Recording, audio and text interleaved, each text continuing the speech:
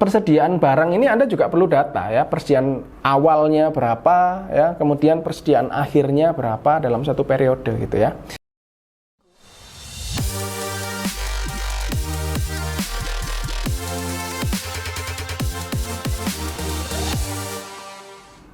Halo Bapak Ibu, jumpa lagi dengan saya Lukas Setiawan. Kali ini saya akan membawakan materi terkait bagaimana sih menentukan harga pokok dari perusahaan manufaktur Bapak Ibu. Jadi perusahaan manufaktur ini cukup unik dan cukup rumit ya dalam penentuan harga pokoknya gitu ya. Karena dari bisnis prosesnya sendiri juga lebih panjang Bapak Ibu. Manufaktur perlu merubah bahan baku sampai menjadi barang jadi gitu. Dalam prosesnya bisa jadi ada bahan baku kemudian menjadi setengah jadi ya, setengah jadi diproses lagi menjadi barang jadi runtutannya panjang. Nah, proses tengah-tengah ini untuk merubah bahan baku jadi barang jadi inilah yang biasanya seringkali menjadi masalah ya bagi para pebisnis manufaktur tentunya untuk menentukan berapa sih sebenarnya harga pokok dari produk yang saya miliki gitu. Beda dengan perusahaan dagang, mereka mudah saja untuk menentukan itu. Mereka tinggal beli, berapa harga belinya ya itulah yang jadi dasar harga pokoknya gitu. Nggak ada proses merubah bentuk, nggak ada proses merubah wujudnya. Nah, kalau manufaktur ada proses perubahan itu, sehingga proses perubahan itu membawa nilai-nilai atau value-value tertentu yang kita harus monitor untuk bisa tahu berapa sebenarnya harga pokok dari produk yang diproduksi tersebut. Itu yang menjadi uniknya dari perusahaan manufaktur gitu ya, dan yang menjadi rumitnya perusahaan manufaktur gitu. Tapi perlu paham detail proses produksinya sebelum Anda bisa menentukan harga pokoknya seperti apa. Anda perlu paham komponen-komponen yang dibutuhkan untuk produksi itu apa aja sih ya, seperti itu. Kemudian sebelum masuk ke harga pokok juga saya mau jelasin sedikit terkait karakteristik perusahaan manufaktur Bapak Ibu. Seperti yang saya singgung di awal, karakteristik yang paling unik dari perusahaan manufaktur adalah ada proses produksinya. Ya, jadi proses merubah bentuk dari bahan baku ke barang jadi itu yang bikin rumit gitu. Itu yang bikin rumit ya, ada proses produksinya. Kemudian berikutnya adalah jenis persediaannya. Ya, jenis persediaan kalau di perusahaan manufaktur itu macam-macam. Ada yang bahan baku, ada yang bahan penolong ya, ada yang barang setengah jadi ya, ada barang jadi. Nah, banyak. Kalau perusahaan dagang ya barang dagang itu gitu, karena bisnis prosesnya tinggal beli jual ya, tidak ada perubahan wujud ya. Kalau manufaktur ada bahan baku ya, bahan baku ditambah bahan penolong maka jadi barang setengah jadi ya, barang setengah jadi ditambah bahan penolong atau bahan baku lainnya jadi barang jadi. Nah, yang dijual barang jadinya seperti itu ya.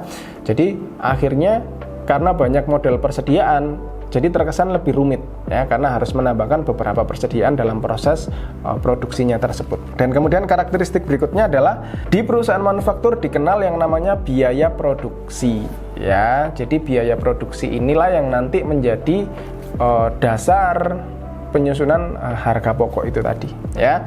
Karena maksudnya biaya produksi ini adalah biaya yang timbul dalam proses pengolahan ya, bahan baku atau bahan mentah menjadi barang jadi itu tadi ya, yang namanya dan juga di dalamnya juga diperlukan biaya-biaya yang untuk memproduksinya gitu. Nah, nanti kita akan bahas lebih dalam ya. Jadi hal yang unik adalah ada proses produksinya, persediaannya macam-macam ya, banyak macam bahkan, dan ada dikenal namanya biaya produksi seperti itu ya. Dan berikutnya 3 tahapan yang bisa Anda gunakan sebagai dasar perhitungan HPP Bapak Ibu ya. Berikutnya saya akan kasih apa aja sih yang Anda perlu lakukan untuk mendapatkan HPP atau mendapatkan harga pokok ya. Yang pertama adalah menghitung biaya bahan baku. Ya, maksudnya menghitung biaya bahan baku ini Anda perlu runtut secara detail ya mengenai biaya yang Anda keluarkan dalam proses mendapatkan bahan baku tersebut.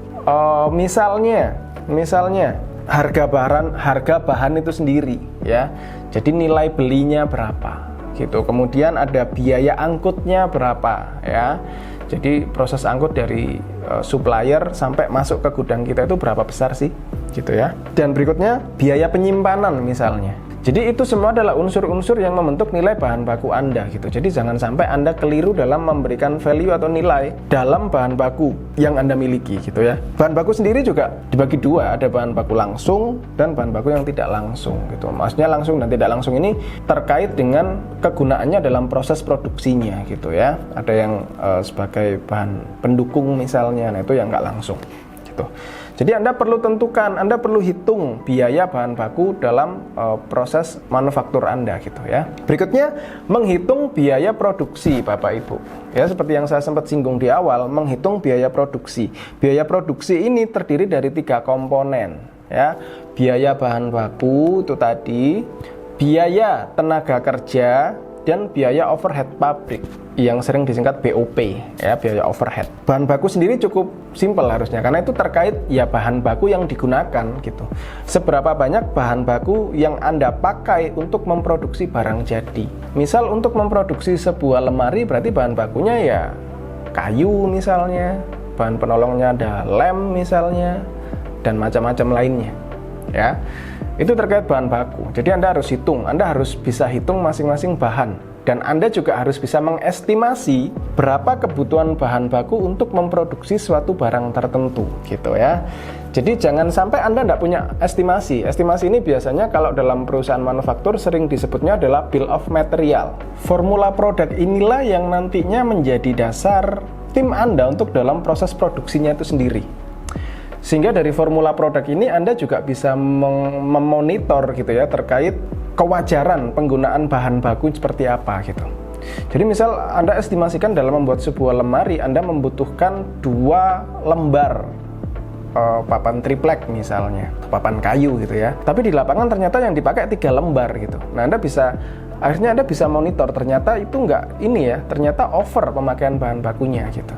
Nah, itu yang dimaksud dengan biaya bahan baku. Anda harus bisa menghitung, bahkan Anda harus bisa membuat formula produknya ya, terkait berapa banyak bahan baku yang dibutuhkan seperti itu ya. Jadi baik bahan baku maupun bahan penolong Anda harus bisa mengestimasi dan bisa menghitung ya. Ya, itu komponen biaya yang pertama, biaya bahan baku ya, komponen dari biaya produksi ya. Jadi biaya bahan baku ini komponen yang pertama. Komponen yang kedua dari biaya produksi adalah biaya tenaga kerja langsung.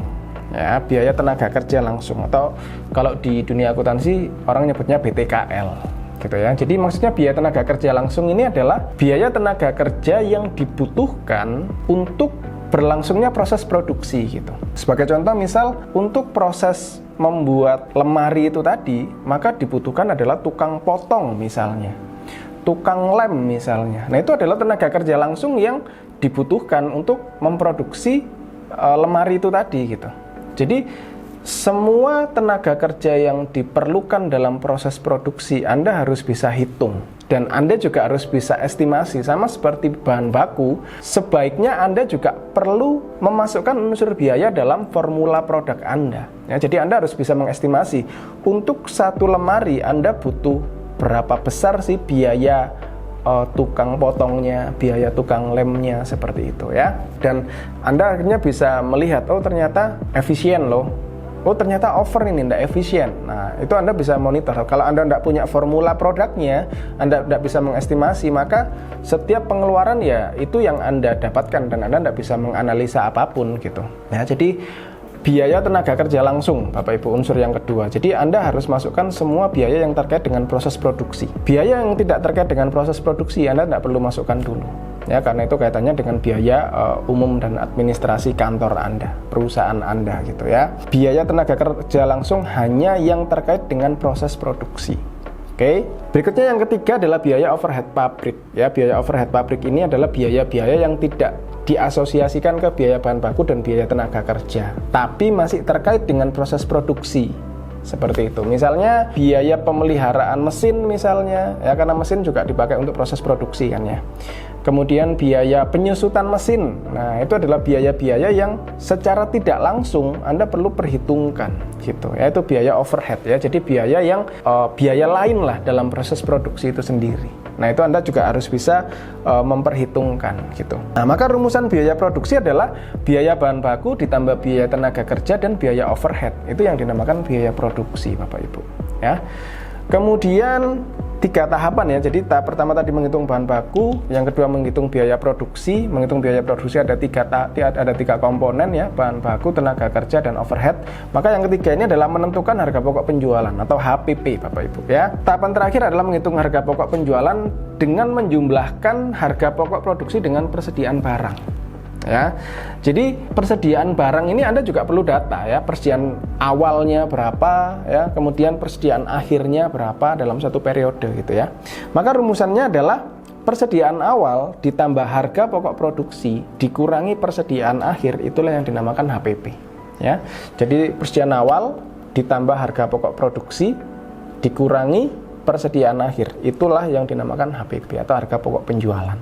Ya, kurang lebih itu Bapak Ibu yang bisa saya sharingkan terkait bagaimana sih cara menghitung harga pokok yang tepat dalam perusahaan manufaktur. Ya, semoga sharing hari ini bisa memberikan Anda insight dan bisa Anda terapkan di perusahaan Anda masing-masing, dan perusahaan Anda bisa menjadi lebih efisien tentunya. Ya, terima kasih.